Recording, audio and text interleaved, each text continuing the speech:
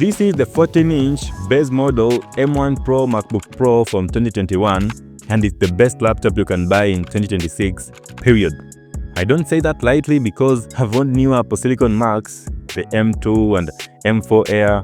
I recently owned an M4 Pro. I even tested higher-end Windows machines, but every time I come back to this machine, the question remains the same. What exactly am I gaining by upgrading? Because 4 years later, this thing still doesn't feel old. Let's start with the physical machine, because this is where Apple accidentally cooked way too hard. This is the 14-inch model, the perfect size in my opinion.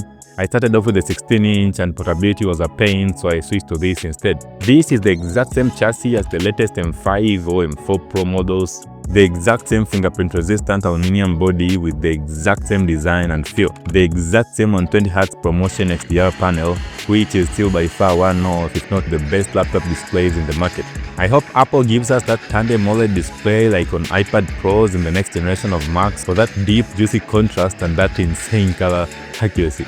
It comes with the exact same pair of those incredible speakers that can easily fill up a room, the keyboard, that monstrous trackpad, a great selection of ports. Just look at this thing.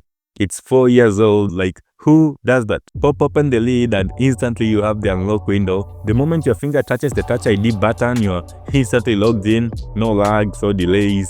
It almost feels like I bought this thing last week.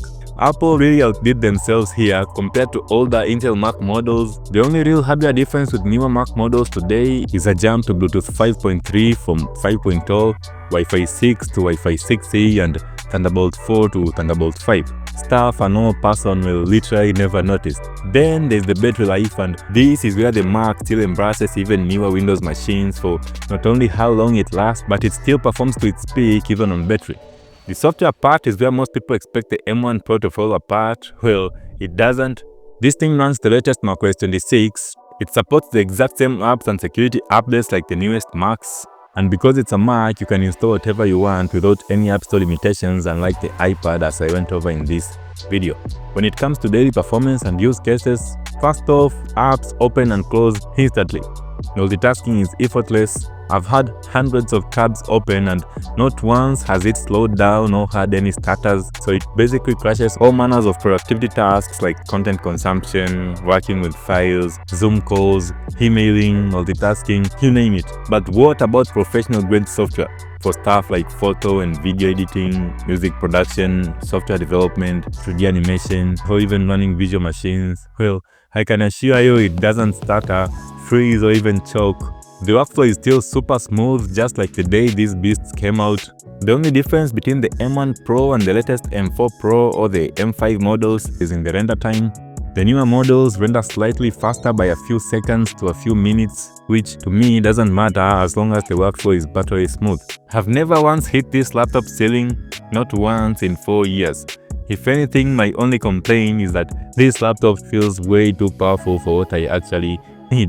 And the price is where things get even more ridiculous, because in 2026 you can find an M1 Pro MacBook Pro today for around $500 to $700. Compare that to a little over $1,800 for a newer M4 Pro or M5 model with the exact same everything.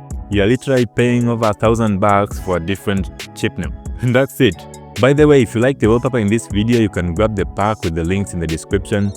Coming from someone who did in fact upgrade to newer Mac and PC models, I honestly believe the M1 Pro MacBook Pro is the best laptop money can buy in 2026.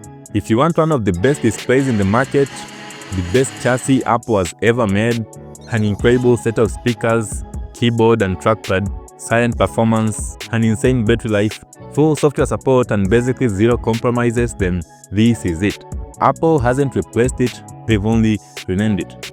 By the way, I have videos going about iPads and iPadOS. You can start with this one to find out the state of the iPad, or you can check this one out to find out the state of Apple Silicon in 2026. I'll see you there.